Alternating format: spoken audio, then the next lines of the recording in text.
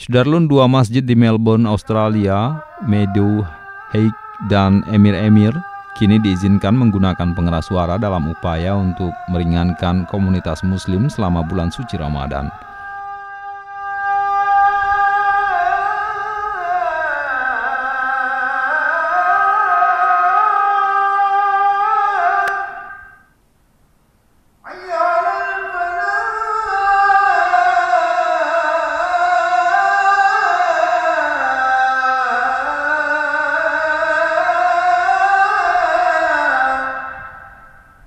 Imam Masjid Meadowhawk, Nusreddin Ostruk, mensyukuri keputusan ini dan berterima kasih kepada semua pejabat Australia yang disebutnya menunjukkan toleransi kepada komunitas Muslim di sini.